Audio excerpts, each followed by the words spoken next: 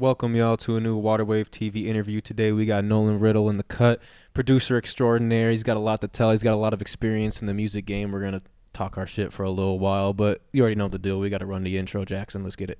And while you at it peeping this shit, go ahead to youtube.com/Waterwave TV and subscribe to that shit. Yeah, you know the waves in it. Baseball we're hitting a home run, hit it with the coldest rains. And even on my bad days, I'm a clutch to finish. The track diminished, the booth burnt hands as it. We are back. Shout out Jake Giller for the amazing intro song, as always. But like I said before, we got Nolan Riddle in here. Came in dripped out. I seen the tee. I was like, damn, this dude. In the tats, I was like, I know. I've worn some holes into it. it's a dope shirt. Yeah, it's taken some beatings. Hell yeah. But yeah, Nolan Riddle here. As far as I know, you've been producing for almost 10 years, if not more, correct? Yeah, for about 10 years, I think so. I kind of started out making. I remember I just got into middle school and I got really obsessed with Skrillex, and so I thought I would try to make dubstep. So I did some dubstep for a while, and it was horrendous. And I think by the time I got into high school, maybe like 9th or 10th grade, that's kind of when I started kind of making beats. And Okay. it was just a lot more fun. But music kind of always excited me. When I was a kid, I used to play violin and guitar, and I was okay at that. But Okay. yeah. What So let's kind of start at the beginning to kind of figure out, because I'm interested to see how much like like in your eyes the music scene has changed since you began. You said you kind of started making beats in like 9th grade. Like what year is that, or like? Well, I'm 24 right now, so that was in that was maybe like That was like 2014, 13, 2012. Yeah, probably like 2011, 2012, like right around there. I originally kind of what got me into it, because I'd already started, doing some dubstep and some house music. I think I reached that point where I kind of just grew out of it. It wasn't as exciting anymore, really. And I kind of started gravitating more toward like hip hop and rap music, because for so long it had been a lot of rock, been some occasional rap, but once I hit that electronic phase, I knew like it was kind of the thing that kind of made me realize I wanted to make it. Like it was the first time I ever heard something so cool. I was like, I would really like to make that. And when I started doing like making actual beats, I think I was mostly just kind of drawn to a lot of the underground kind of rap scene, which the big ones were like Bones and Xavier Wolf and Chris Travis. Those guys I really, really like listening to, because they were just exciting to me. It was always about just kind of, what got the heart rate up a little bit. Yeah. But yeah, I mean, those dudes definitely influenced a lot of the sound at the beginning, because I really liked how the underground stuff kind of sounded. It was very influenced by like Memphis and like sort of like Dirty South, rooted rap. Yeah. Which is, I think, doesn't get a lot of the notoriety it deserves, because of at that time in the late 80s, 90s, early 2000s, that's kind of like the big East Coast, West Coast sort of debacle there. Was like, which one's better? But this entire time, like guys in Memphis, like 3 6 Mafia, and New Orleans, like Fiend I was telling you about, and even in like Houston or Texas, like DJ Screw, they were making like kind of personally like some of the coolest shit I've ever heard. It was like a really different kind of take on just rap and music, and kind of how it should sound in general, I guess. So I was drawn to that pretty heavily. When you started in like that 9th grade 2011 time, what were you like making beats on at that time? Like was it the Mac computer, or was it like how were beats made back then? Because that's like way before my time of even not before like my time, but like my time of being in the creative like field of being like, how do I edit a video, or how do I create beats? Like what was the process back then? So it was we had a family laptop that sat in the like on the border of the living room and like the kitchen. So we had this desk, and it was this laptop that it was mostly my mom used it, because my dad had his own thing going on, but it was literally like a family laptop that we all used that I think I downloaded at the time. It must have been like, it was called Mixcraft. It was like Mixcraft 4 or something. And it was, a lot of it was like very, it was very cut and dry, like stock, you know, it gave you a bunch of loops to play around with, which kind of helped me sort of understand, you know, how sequencing works and kind of how, you know, the architecture of the beat kind of should be, you know. So it was on Mixcraft. I would, you know, what I did and what I'll still do now is I'll hear, you know, a rap song or a beat that I really like, and just try to recreate it, like recreate kind of a similar feeling, like with like a different sample or a different melody or something, you know.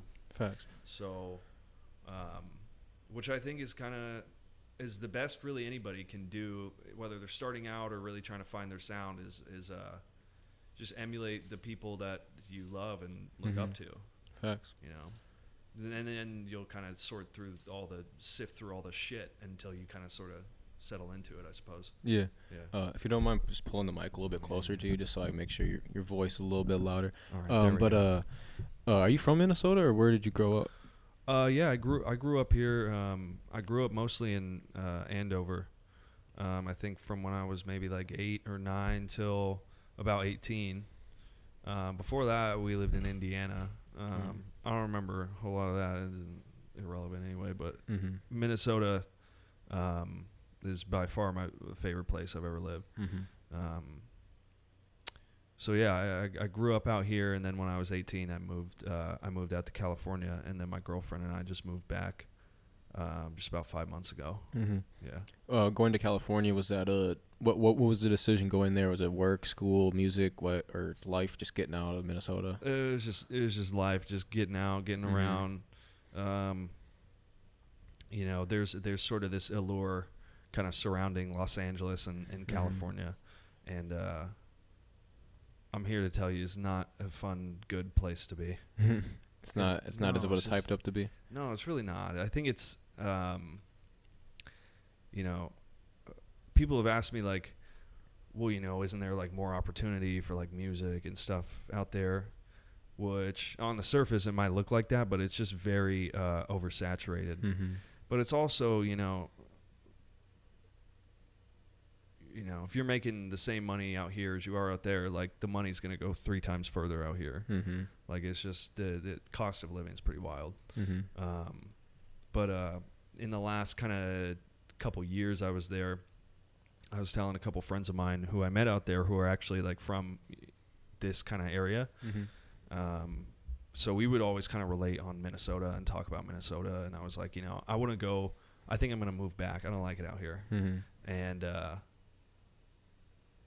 I actually did it. I was just over it. I didn't really. The whole place even kind of vibrates differently. Yeah. Vibrates at a very high frequency. You feel very stimulated as soon as you walk out your door. Yeah. You know, and it's dirty. Yeah, that's what I've been to. I've only been to California or Los Angeles one time. It was only for a few days. I didn't really have time to really go enjoy it or like go look around because I was just there to shoot some videos. Yeah. But that's one thing I did notice. Like, I don't know if it's Hollywood Boulevard or wherever all like basically everything is like. It was just dirty, you know. It's a bunch of homeless people, obviously, and just like trash everywhere and whatnot. So that's why I was like, damn, people like paid this much to like have this be like the attraction. It was very eye opening for me. It is. It's absurd. It kind of makes you realize how much better, honestly, we have it. Like in a place that's just not people just stacked up on top of each other, just crammed into a city, and I never found it very exciting. I did get to do some some cool music related shit out there that it might have been a little bit harder to get like the same ends out here maybe. I did get to do some cool stuff out there though, and meet a lot of people, and that's kind of where it I don't even feel right saying took off. That's kind of where it became a lot more interesting and even like profitable to make music, because before then I'd never sold a beat in my life. I don't think I'd ever sold a beat, or at least one, until I was probably like 21, and that was out there. And then when I realized I could do that kind of that's when I got a little bit more excited. Yeah. It's always just been about excitement, like when the next, what gets my blood When going the next again. opportunity is, Yeah, it's really cool. So I'd say producers is a little bit different than like a straight music artist and finding ways to actually make money off of music. Like I feel like it's a lot more common for producers to sell or lease their beats than it is for artists to. I mean, you could say get paid for features. It's kind of like their thing, but like producers can almost like make that money right away. Or just off of that, because some people got to buy beats. They got to buy a beat somewhere, or at least get one for free from somebody. Yeah. So it's like, but people don't necessarily need that feature, but they need the beat. Yeah. So it's like the demand for the product that you're giving is out. So you mentioned when you turned 21 is kind of when you started selling your beats, leasing your beats.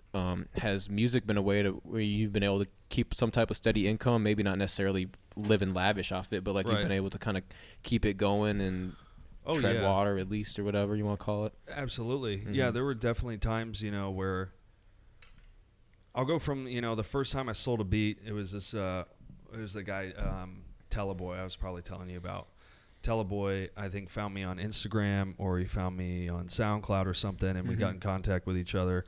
And he was the first person that had ever approached me and was like, hey, I would like to buy this song that you made. Yeah.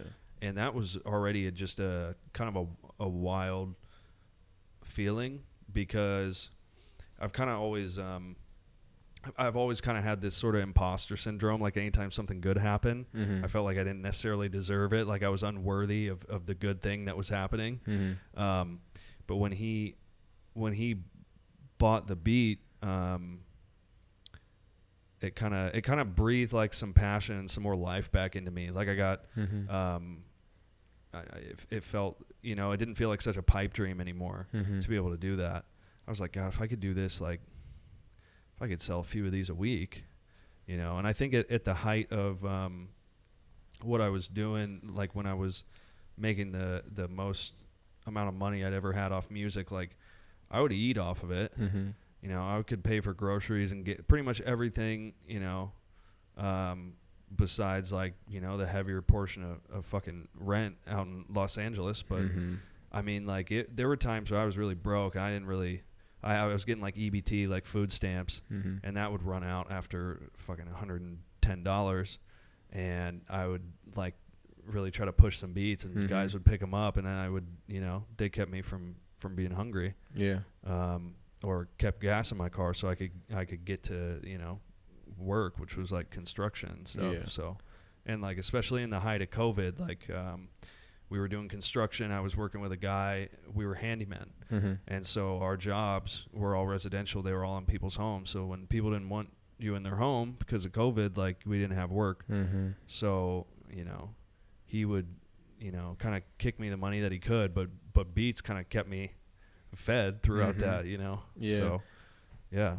That's like good motivation, like a good, like that's definitely like whenever I make $1 off of like what I'm doing for fun, or what I'm doing as my dream, whenever that comes into play, or whenever I can help someone else make $1 off my dream, it kind of like relights the fire. Like, damn, like there is like some like what I'm doing could be a full-time thing. If you've made $1 off of what you're doing for your dream, you just gotta it makes money. It has made you've made $1 off of what you're doing. There's a potential you can make $1 million off what you're doing. You just got to do it 1,000,000 times harder, or whatever you want to do, whatever you want to call it. I think honestly that everything you just said is sort of what will even keep me from doing it though at times. I'll get very obsessive over something, over most things that I enjoy or pick up in my free time, and I'll go at it relentlessly for months and months and months, and then I won't. That's what I did with beats. I would go like an entire year every day. I'd make 3, 5, 10 songs, 10 beats, and I would do that every day for a year. Then I got a catalog that's like I have 4,000 beats on an external hard drive. My PC no longer can hold the amount of shit that I'm producing, and then I won't touch it for 6 months. But I think I've always sort of had a love-hate relationship with it. I've always loved it more than anything else. And it's been the thing that frustrates me the most out of anything. Yeah. With producing has been, you mean producing, right? Yeah. Absolutely, because like the hours you're putting in is hours that are they're valuable. It's valuable time. It is valuable time, and I don't know. Just I remember. I think I took about 9 months to a year off, maybe. Maybe like 2021, like early 2021. Anyway, I took a very long break from it, because a lot of the people that I would show music to, would tell me, this is the coolest thing, like this is sick, like this sounds awesome. And then every other week when I'm checking like SoundCloud stats or Spotify stats, like those guys aren't the ones who are like they're actually appreciating. I'm getting like weird appreciation from a dude in Virginia that I've never met, who I watched stream like an album 140 times in a day. It was never which seems very shallow and very like almost vain of me to sort of become resentful at people for not liking something. But it was that kind of resentment and that kind of anger that sort of made me reevaluate it really in the last year and kind of woke me up. It kind of shook something back into place and was like, why do I even give a fuck? Why do I care? Because I've always thought the only thing that really matters is that I like it. So with a lot of the production in the last year, I've kind of decided for myself, I'm not going to make anything I don't want to make. Which at times I've kind of felt like I had to, or I have wanted to at times to just to have something to kind of put out to like give to people and share. Which I did like vocals. I tried like rapping and singing for a while. And I liked it. It was fun to do, but it's not really where my passion lies, I don't think. Because just for one, I can't stand how I sound. Like having these headphones on is a fucking nightmare right now. I can just hear myself talking. If you prefer to not wear them, you could take them off. But yeah, it's all right. Yeah. I say your voice sounds like a good podcast voice, honestly, in my headphones. Sounds like you have your own show already. I would like to do a podcast. I think I could talk about some really some weird shit. Yeah. I love talking about weird shit. Yeah. Maybe, I don't know if this is weird shit, but you said when you're in LA, you would walk outside and you'd feel like the energy and frequency is just different, or it's just not as good as it may be in Minnesota or whatever. Do you take psychedelics at all? Are you a psychedelic guy? Because when I hear energy and frequency of feeling in the air, it makes me think of like, oh, this person has at least done shrooms or acid one time. I've absolutely done psychedelic drugs, and I didn't like it at all. Because I think, like, there's a lot of weird and kind of bad shit that floats around up here. And when I've taken psychedelics, I sort of just project the nightmare and kind of make it indistinguishable from what's really going on. Yeah. And it freaks me out a lot. I don't do any drugs. Okay. I drink alcohol. Okay. But I think I've had my time with drugs. Yeah. I did a lot of drugs. I feel that. Because I know it seems like it's kind of common with producers to where a lot of producers do psychedelics, and I know a lot of creatives do psychedelics too. Like I've experimented with it, and I haven't did shrooms in a long time, but I kind of want to, because like I feel like with me, psychedelics is like a reset. Like you want to just clear your mind and get rid of it, but it's also like taking psychedelics is going to bring up everything you have on your mind, so it could make you, like, if you're in a bad state of mind at the current time and you have a lot of stress on your brain, that's all you're going to think about when you take a psychedelic. Yeah, it really is. And I feel like mushrooms more than anything they're very emotionally driven. I feel like it's very like I've taken LSD and I've taken mushrooms. When you take LSD, it's very environmental, and it can be very, sensory sort of thing. And when you take mushrooms, it's just like, oh, I'm feeling so many things. Yeah. It's a lot of feeling. I don't like it. Yeah. I don't like to feel a bunch of shit like that all at once. It trips me out. Yeah, it definitely does exactly what it's supposed to do, but I don't like it. I don't like what it does. Yeah. So you said you had your time with drugs. Did you have any issues with it in the past, or to where like you kind of you sobered up, or did you eventually just like, I had my time, like I'm done, or was there like something that there was almost like an issue where you needed to stop? There were a lot of issues where I needed to stop. Yeah. Okay. Damn. Yeah, there was it mostly happened when I was a kid. Like when I was a kid, I think I was very uncomfortable all the time. Mm-hmm. When you say kid, how old do you mean? I got into smoking weed when I was maybe like 13 or 14. Okay. And then from about that time till I was about 18 was kind of where the majority of all the, the using the shit kind of took place. And in that time, I think it was probably heaviest from when I was sort of like maybe 16 to 18. Mm-hmm. By the time I was 18, I was ready to fucking tap out.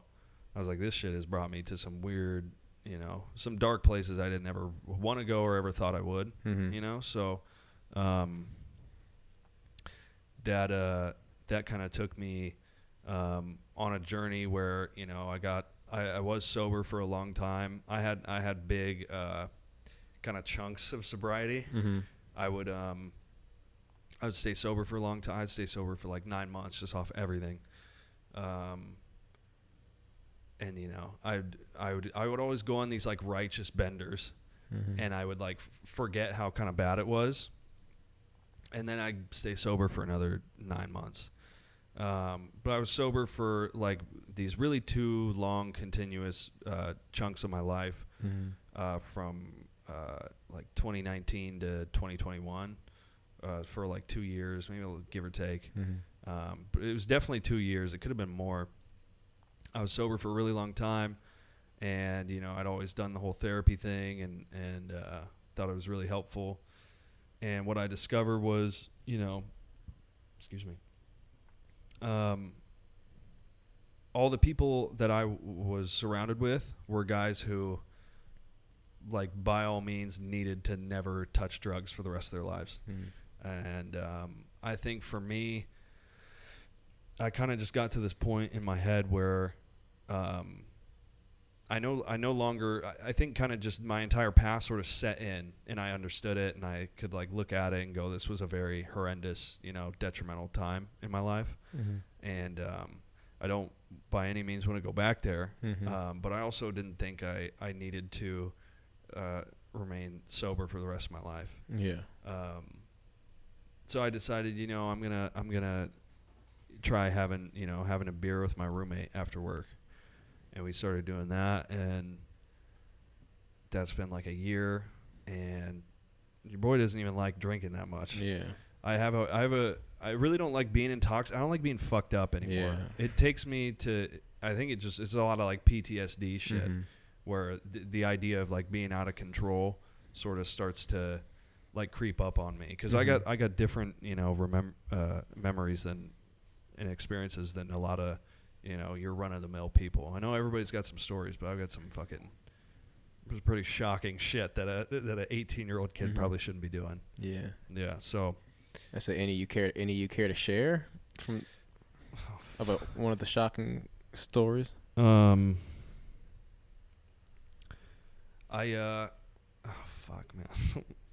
I'm gonna expose myself a little bit. Okay. So I was in California. I'd been sober for maybe like 8-9 months. And one day I just woke up and was like, all right, that's enough now. And so I went, I was living in Torrance, which is a little bit outside of Los Angeles. It's the one in what they call the South Bay. I left. I got a hotel room for the night, and I got a bottle of Bombay, and then I wandered over to this smoke shop and bought some Salvia, and tried Salvia for the first time, like while I was on the walk back to the hotel. And I think Salvia is probably the worst drug that people have ever really cultivated. I'm not even familiar with Salvia. Salvia is like a synthetic hallucinogenic like weed. Almost. It's a psychedelic. You'll hallucinate, and it seems a little bit more like a what's it called? Not a hallucinogenic, but like a it makes you delusional. It doesn't really make you hallucinate. It makes you kind of more delusional.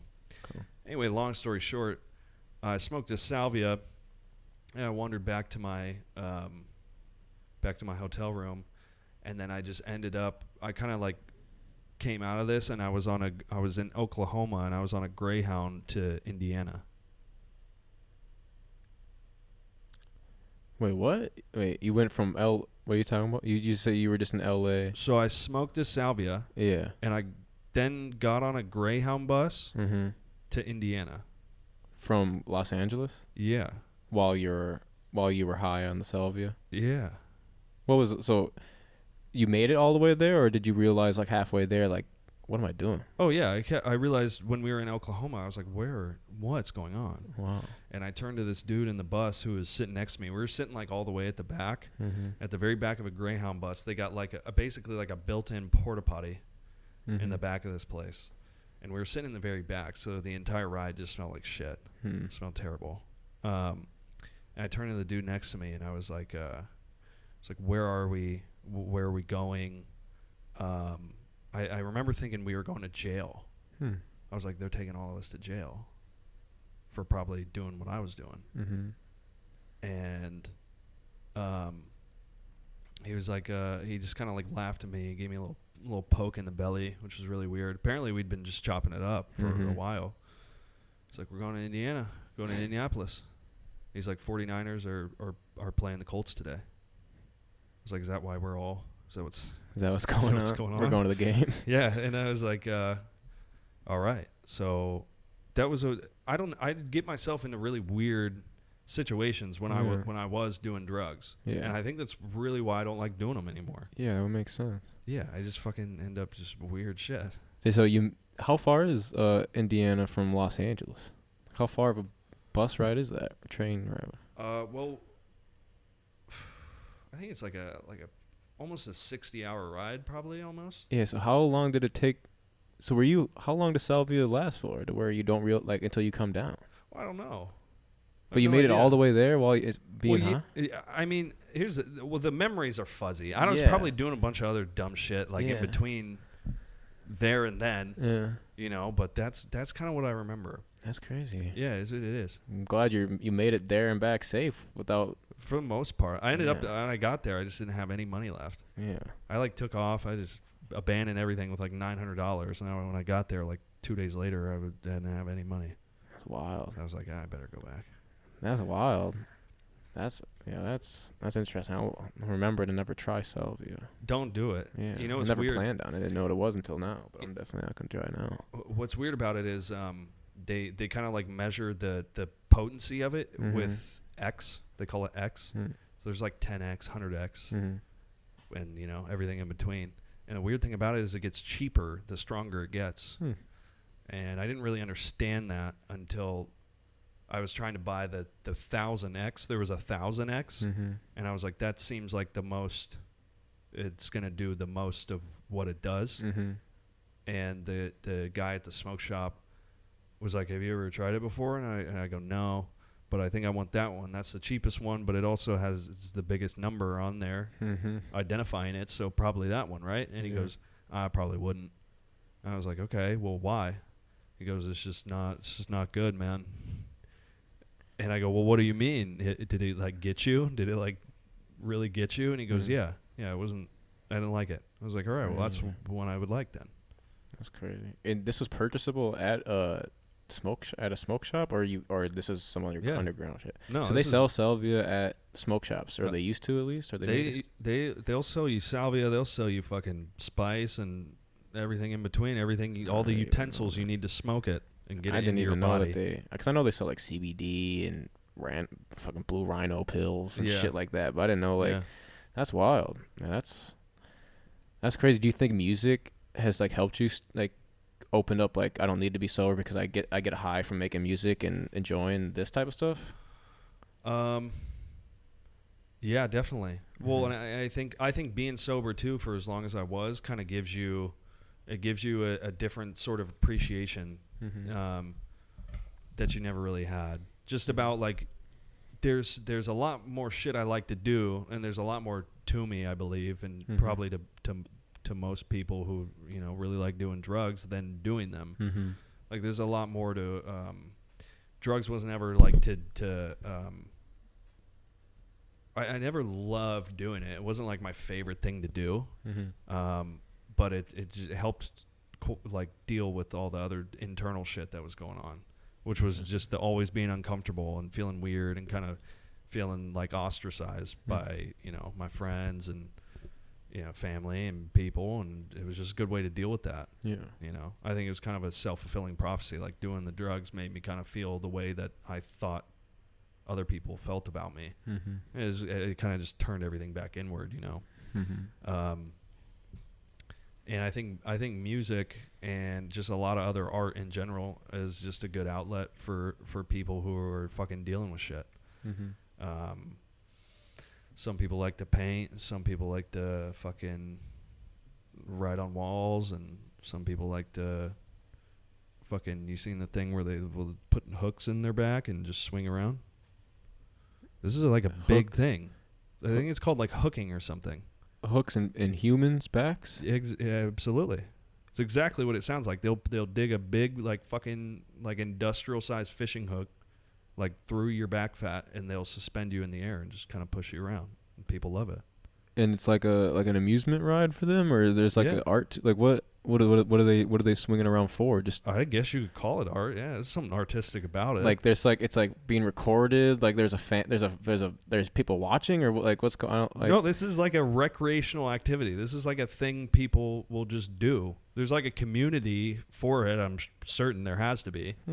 But that's, I mean, fuck it, that's art, right? I mean, you can't really make the argument that it's not, I suppose. I guess I've never heard of that. That sounds like, I feel like I seen that in like the movie Saw or something. Like I know that's like probably, that's some like that's not no. I feel like that's not normal. I don't fucking think it is. I think it's really I terrifying. I don't think that's like something you could sign up for in fucking elementary school for sports or whatever, or an art class. That sounds like some different type of art for me. I've seen like some video. I don't know how. I've seen like videos of people doing it, and they tend to be, you know, people who don't look terribly different from me. They got a lot of tattoos, very heavily modded folks, like a lot of piercings and shit. And then next thing you know, they're just like, yeah, run it, and they just fucking swing around. And that's wild. That's weird. That's a thing I forget exists a lot. Yeah. And then I remember it and I go, holy shit. Like how many, like, I won't necessarily call them weirdos, but weird shit that happens in this world. I think they're weird. Yeah. I think that's really weird. I think everybody's a little weird in their own way, though. 100%. Yeah. That's why I don't like to necessarily call anybody weird, but maybe the shit you do is weird. I think if you're very comfortable being like, I'm really fucking weird, and I understand that the shit that I do and I like has got to be weird to people. Yeah. Then it's okay to maybe be like, that's weird. Yeah. That's just how I think, dude. I don't know. That's wild. I couldn't imagine being strangled. I feel I'm missing out on that one. Yeah, I would skip it too. I'm skipping that. I'm not taking part. But yeah, you mentioned your tattoos a little bit. You're basically, from what I can see, you got 2 full sleeves, neck tats. I don't know how much else you got going on, but it's everything. Everything's fully tatted. When did you get your first tattoo? I got my first one when I was like 18. Okay. And I think it was like a birthday present. I think my mom might have paid for it. So she got me fucking started on this shit. And then it was like addiction since then? Because I know I've gotten a few tattoos, and it's like right when you finish getting that tattoo, you want another one like the next day. But then if you can if you wait long enough, you may be like, oh, you know, you may fade out of like I need a tattoo. But like right when you finish getting that tattoo, the next morning you wake up, you're like, I need more. Yeah, exactly. I think, well, I got my first one when I was 18. And then I did a bunch of shitty ones on myself because I couldn't afford them. Excuse me, God. So I think I really got most of them done. Like kind of everything on my arms and my hands for the most part was done in like a matter of months. It was probably like 3 or 4 months. I had this job. I was working this job, and I had both my arms completely done, and I was at this point where I was like, I think I'm just gonna get my hands. I think I'm gonna get the hands done, and I got my hands done, and I came to work. I got one hand done, and I came to work the next day, and I was in our office like doing some fucking paperwork or something, and my boss was like, "Oh, good, you got your hand tattooed. That's really good." that'll be good when you're dealing with parents and people sick. And then I literally came in the next week. I didn't see him for a week, and I had gotten my other hand tattooed because I was like, I got one. He's as pissed as he's gonna get. And then he comes in and he goes, "Oh, perfect. You got your other hand done." He's like, "You should just do your knuckles now. Just do your fingers." I was like, "All right." So I thought that was a green light, so I just went ahead and did it. But I've got a decent amount of space left. I got a lot on my back and my legs. I still gotta get done. Rest of my head. I really want to get the rest of my head done. I want to just fucking look like a freak. Look like a organized freak. An organized freak. Yeah. Like tattoos all look good together, not just random. A lot of them are very random, but they look good together though. Like when you put the random stuff together and it fills up space, it looks like it was on purpose. Yeah, you know? I think I'm glad about that. I think it does look pretty deliberate. I just wish I would have slowed myself down a little bit. It maybe like spaced out your inspirations behind what tattoos you wanted to do or something. Like I guess one of my questions was going to be like, do you have any tattoos you regret? Yeah, 100%. Yeah, like because like I could see like 18-year-old getting a bunch done like within a short amount of time. Yeah. Because like with me, the reason why I haven't got more is because I don't know what I want to do. Like I could easily, get the cookie cutter, flames, lions, clocks, cool looking shit. Yeah. But I'm like, I want to do some shit that like means something to me, like that's kind of where I've gotten to, and then fill in the gaps with like that normal shit, like fill in the gaps with it. But like leaving that foundation for the shit that like really, really means something to like what I got going on. Yeah, I think a lot of mine, there's not really like a story associated with it. They honestly don't mean a lot. Some of them have got like a little bit of meaning, but it's just kind of this, you could always draw it back to just kind of being an artist in general. I get obsessed with like images. I get obsessed with like images and sounds and, samples and fucking, I don't know, like a clip in a music video. I'll get just obsessed with it and really like how it looks or how it sounds or how it makes me feel or what it makes me think. And that's kind of what the tattoos were. They were just shit I really liked looking at. I really just wish I would have slowed down a little bit and like there's really one style that I love the most, which is like traditional. It was like traditional American like sailor type tattoos, and I don't have nearly enough of them because I got really excited and started getting a bunch of fucking just weird shit. I get obsessed with like words and phrases too. Okay. So I got a bunch of random like phrases and words tattooed on me. I got I must not tell lies. That's from Harry Potter. I really like Harry Potter. Okay. So I've got this tattoo of Jesus burning in hell, and it says "Send him to the essence," and that's the title of a Lil Ugly Mane song. Okay. It's actually like Jesus burning. Yeah, it's Jesus burning. It's really hardcore. That one was that hard to like find an artist to do that, or they just don't care what they're doing? They don't give a fuck. They're just there to do their art, make their money. No, it's really funny. When I got the Jesus in the flames tattoo, I was at the shop and I saw a guy doing I think it was like he was doing like a really high up neck tattoo on this girl who looked like she could have been 15 years old. She really looked like a child, and I didn't see another tattoo on her, and this was in the middle of summer in LA. She's wearing like a tank top and shorts, and I don't see another tattoo on her fucking body, and he's doing one like on her neck. And I just thought it was the most absurd thing. Why would you do that to somebody? First one, your first one, you go ahead and put it on the neck. Yeah, I've seen some tattoo artists that refuse to do like face tattoos too, because they don't want to be like that one to like. Yeah, I don't blame them. Having like their someone's cousin or parent coming in and being like, "Why'd you do this to my son or daughter or whatever?" But yeah, back to like the hand tats. Did you get fired from your job because of the hand tats, or he was just giving you shit? He was just giving me shit. Okay. I thought he was gonna fire me for a little bit, but he didn't give a fuck. So. Yeah, I feel like tattoos have become way more acceptable in today's society of like getting jobs, being a salesman, whatever it may be. Like it just became way more normalized. I think they are. I think for the most part, people are kind of just accepting a younger generation of people who like you know, doing a little more kind of out the box shit than they might have. Yeah. You know, there's not so many, you know, traditional sort of like values, I guess, or something like that. You know, it's a lot more lenient. When I got my job out here, they didn't. You know what? My boss has said one thing about my tattoos, and she asked me if I was going to get my face done. She's like, "Are you going to do your face next?" I go, I don't think so. You guys just don't care about that? You give a fuck? They don't. They really don't give a shit, which is nice. Yeah. But yeah, I really, it's very cathartic getting tattooed. It's a lot of pain, but it almost like kind of calms you in a weird way. Yeah, it's like when it's done, it's just the best feeling ever. Oh, I know. Yeah. It feels great. It really does. It's just fucking burning you for a few days. Oh, yeah. You can get it done. That's nice. It's gone. You can feel the pain. But back to like the music a little bit. So like you said, you're mainly a producer. You don't really like singing, rapping as much as you do producing. That was going through your SoundCloud, and there was a song called "Dip My Dick and Lean." Yeah.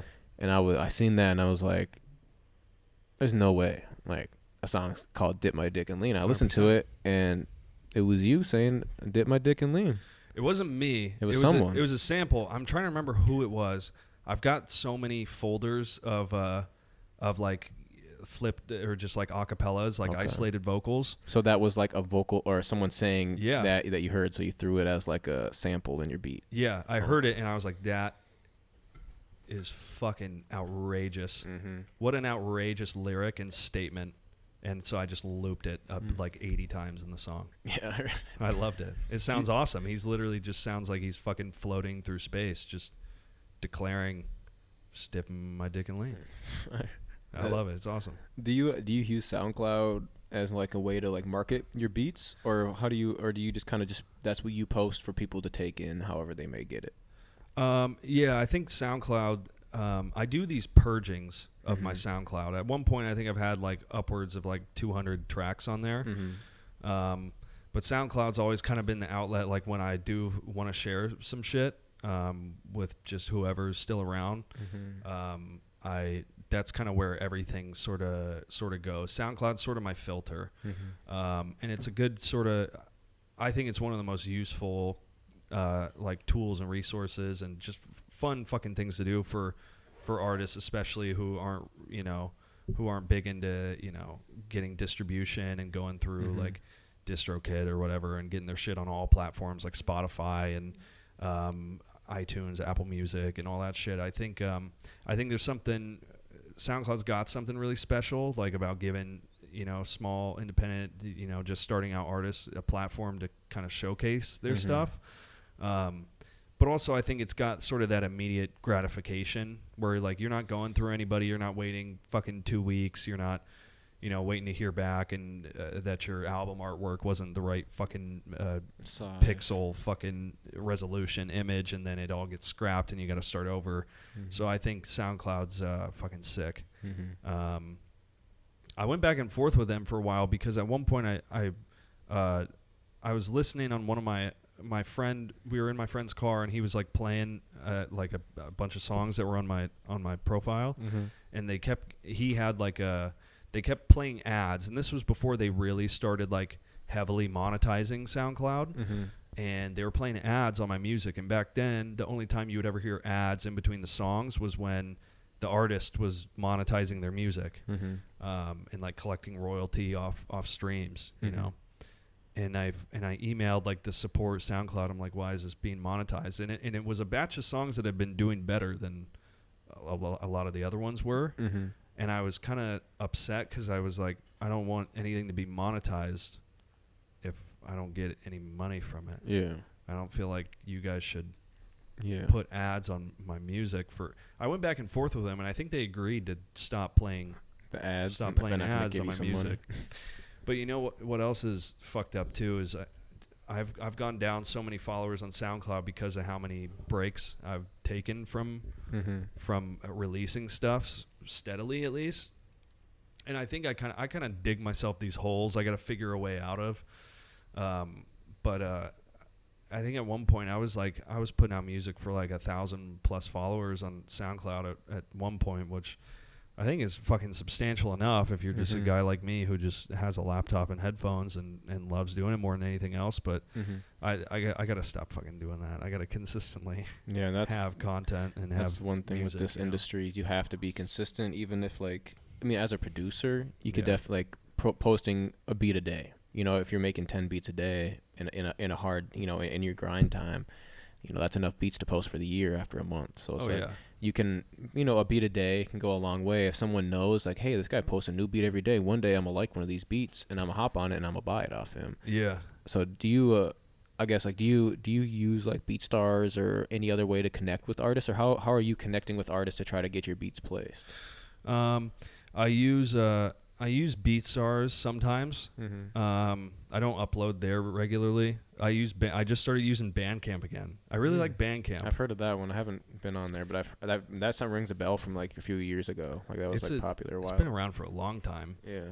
Probably just at least as long as like DatPiff's been around.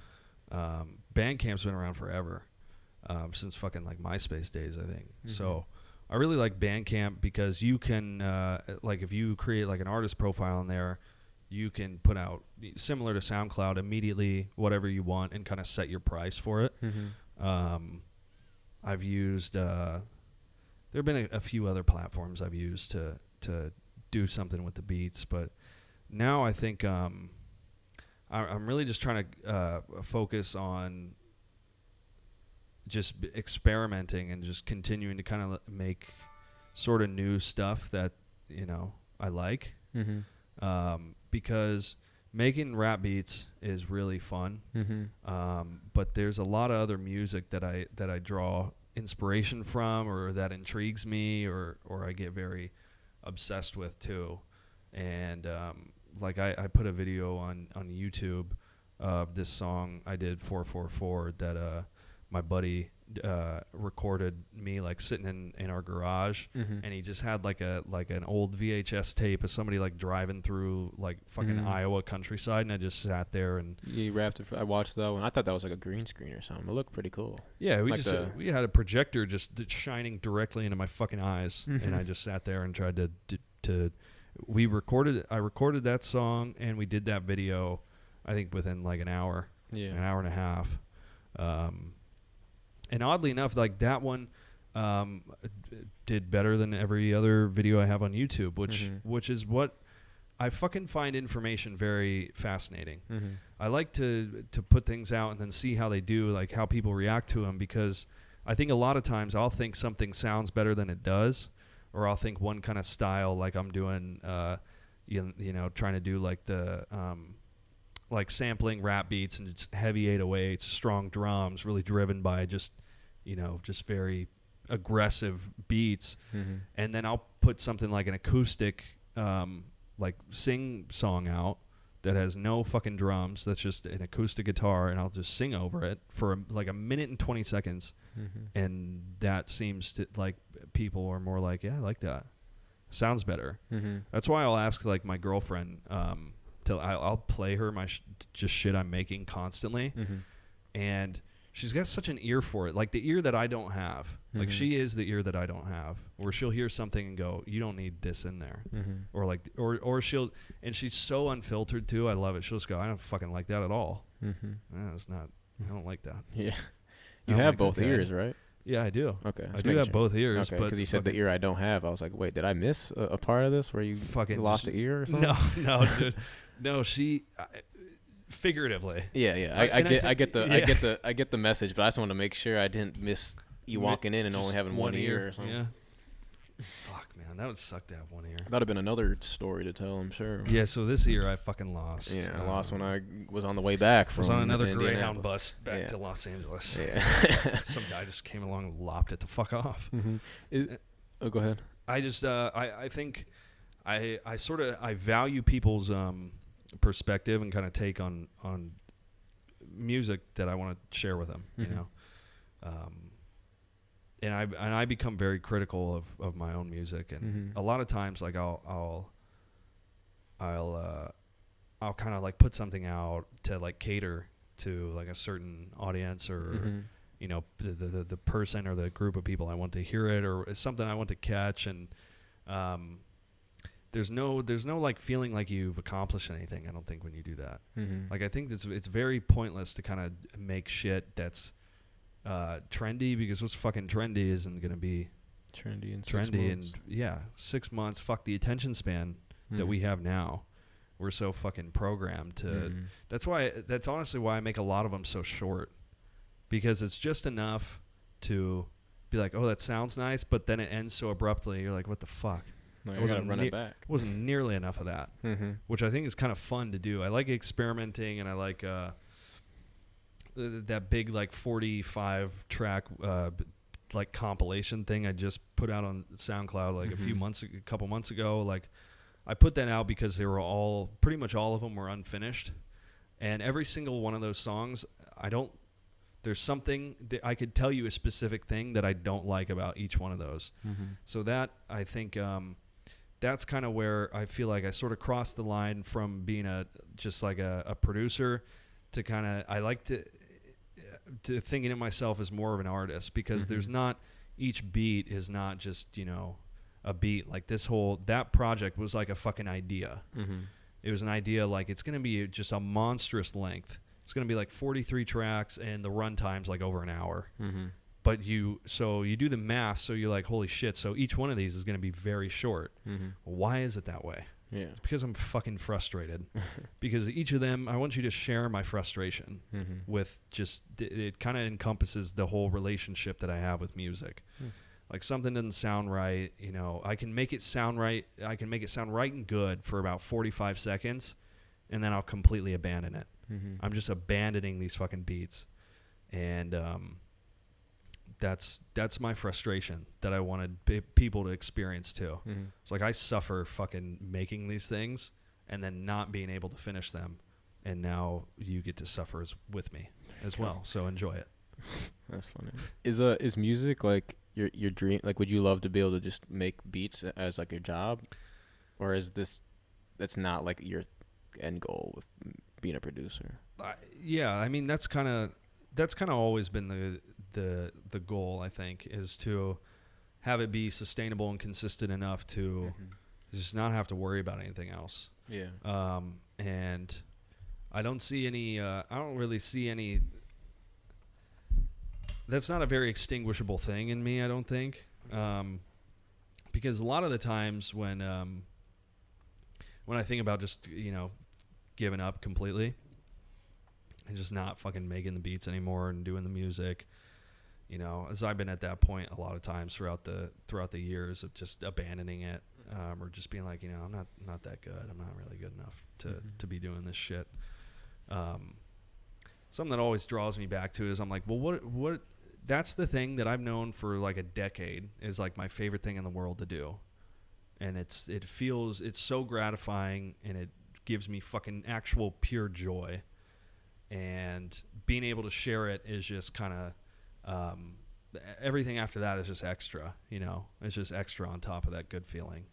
But something that you've been so obsessed with, like if you're really not kind of pursuing the thing that you want to do more than anything else, or just kind of the dream, I guess, I feel like that's very it's like dumb. Like, why would you not just pursue that thing with everything you have? Yeah. That's just a waste of time. But yeah, I think that is the goal, and being able to work with a lot of artists like I have has been, this is very sustainable at times, and also just, it's those little like realizations of going, oh shit, like, this is not out of reach. Like I think working with Fiend was like the coolest thing I got to do, like as a producer, like kind of the most like important I'd ever really felt like as a producer, because this dude, I met him through that guy Teleboy, and I sold Teleboy this beat, and Teleboy paid Fiend for a feature on it. And then next thing I know, I didn't hear from Teleboy for a while, because we would always go back and forth on Instagram or texting each other, and then like months later they put out a music video for it, to this beat I made. So like Teleboy flew himself down to New Orleans and they shot this music video to a beat I made. And that was the coolest thing because Fiend is like one of those dudes who, I mean, like if you get into like Memphis rap or like, you know, old like 3-6 stuff, if you sat down and listened to 3-6's discography, you would hear Fiend constantly. So like he was one of those guys who was influential to me for the kind of music that I wanted to sort of emulate, you know, or the kind of pay homage to, and like the samples and some of the beats and stuff I make. So being able to work with him and then continue to like work with him after that was really cool too. Yeah, that's fine. I think he gave some of my beats to Fendi P, which is another artist that's I think Currency has a label called Jet Life. I think that sounds right. It's got Jet Life, which Fiend and Fendi P have been a part of for a long time, and he gave them to that dude, and that guy was getting beats for me too, which felt really cool. It was something funny. I would send Fiend these massive batches of beats. I'd send him like fucking 5, 10, 20 at a time. And he's got that fucking ear I was talking about where like he would always want the beats that I fucking hated. Yeah. Like I'd be like, all right, here you go. This is all the shit I made this week. And I'd send him everything, whether or not I liked it or didn't like it. And he would always pick out the ones that I did not give a fuck about. Which always made me go back and go like, well, why the fuck does he like this? Because I don't like this. Yeah. I was like, I mean like comparatively speaking, like I would hear it and I go, I don't really like this. Compared to the other shit I made, this one's not one of the fire ones. Yeah. And then he'd be like, these are the ones I want. They sound the best. I like them the most. And I'd be like, well, I like them the least. So what the fuck do you hear that I don't hear? And some of it's preference, but I think kind of the devil's in the details a little bit. Like I'll get so wrapped up in like post production and adding little crashes and fucking little cell phone rings and fucking crow's noise and just weird shit that I'll kind of like lose sight of what it's really all about. It's just to not be extraneous, you know. And there's a lot of artists I look up to that I appreciate producers the most, like producers who like make their beats but also will like do their own vocals on them. Yeah. Those dudes are you familiar with Bobby Raps? I fucking love Bobby Raps so much, dude. Bobby Raps, I saw him open for Bones at the Caboose here in like 2014, I think. And he came out and that was back in the days, like fucking, he was like mobbing around wearing like kids sunglasses and like basketball jerseys. And he came out and he played, I think it was like a standard song. He did like a standard song and everybody was kind of in there like, all right, yeah, for sure. And then I'm pretty sure he played Fuck My Baby Mama, and we all fucking lost our goddamn minds. Yeah. That was from that moment, I was immediately a fan of Bobby Raps.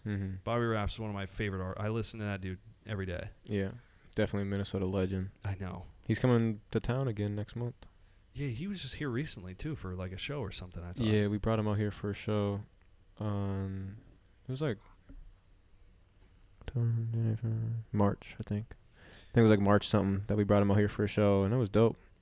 I fucking love that dude's one of my one of the guys that I've like admired more than anything. Like his fucking production's incredible, but like he's got so many songs to me that are just absurd. Like some of my favorite songs that I've ever heard have fucking come out of that dude's mouth. Yeah, like that dude's a unit. He is fire.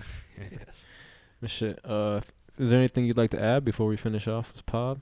I know if any of you artists out there looking for beats, I know a guy that's been making a bunch of beats. Probably if you're looking for a producer. Yeah. If you would like beats, I might, decide I can give you some of those. I make really good ones. Out of all the people I know, I am better at making beats than all of them. And they're just really good. They're really good. And if I didn't make it, I don't think it's that good. There you go. You heard it here first, man. It was probably the most calm, humble interview I've ever did. Good, dude. Like, this is the most like monotone but talking your shit I've ever done. This is nice. Yeah, I used to be really loud. I think I've just got to calm down. Tone down. That's kind of me too. Yeah. Like I don't really get loud anymore. I don't get excited really anymore. Yeah. It was Couple smiles here and there. That's about it. Yeah. That's all I'm good for. Yeah. I wish I had more energy. I wish I could be the guy who's had a little more energy. I don't. I'm sorry. Not everybody needs to be that guy. No. That's for the other people. No. That's for the people that like getting drunk at the club every night. Yeah. That's for them. Drink at home on your couch. Watch TV. Go get yourself a little IPA. Sip on that. Absolutely. Oh yeah, I wanted to make that connection when you said when you were the Salvia, you're looking at the highest X, lowest price. When I go to restaurants and they got IPAs, I always buy the one with the most alcohol volume and the cheapest price. Yeah, exactly. Just because it's like, if I'm going to spend money, I might as well get my money's worth and get a little drunk versus just drinking something that's 4% instead of 9%. 100%. If you go to a restaurant, you're going to pay $9-10 for a beer. Yeah, you might as well get the one that's going to get you the most fucked up. Get the strong one. Yeah. 2 for 1. Yep. But yeah, make sure y'all tap in with Nolan. You want to throw the IG back on the screen for them one more time. There it is for all y'all to go follow him on Instagram. Tap in with his SoundCloud and everything is in the description. If you want beats, like he said, he might be able to give you some. Definitely. Might cost you a little penny or two, but it's not a lot. A pretty penny or two. Yeah. Not no dusty penny. Mm-mm. Find one of those that are worth $20, and then maybe that penny. That's right. A few of those. Certainly. But appreciate you coming on. Thank you. Dope. I appreciate you having me. Yeah, appreciate the support. You've always been supporting us for a while. Once again, I'm gonna compliment the shirt. That shit's fire. I've never seen that FTP shirt. I've seen a lot of FTP gear come in the store throughout the years, but not that one. It was a rare find. Yeah. My favorite. I like the terrorist organization letterhead there. Yeah. It's like a bunch of different logos. I got the Goodwill logo, the Houston Astros, Polo. Oh yeah. They got all the little mistakes. But yeah, love it. We got a vintage shop at 1521 Como Avenue Southeast. We also sell designer gear, Minnesota brands, sneakers, bunch of shit like that. We're on Como Ave in Dinkytown. If you're watching this on YouTube and it's your first time here, make sure you hit that subscribe button, tell your friends about us. We're out here giving a platform for Minnesota creatives and everything in between, everyone that comes to town. If we can get a podcast with them in, we'd love to. So if you want to get on our show, hit the email, www.tvproductions@gmail.com. If you're listening on Spotify, Apple Music, give us a good rating, man. We need all the ratings we can get. We barely even upload podcasts, all streaming platforms. So we getting consistent. Give us a good rating. Any last comments? I just hope, fucking somebody finds it interesting too. I think we had a good conversation. So peace out, y'all. Appreciate all the support always.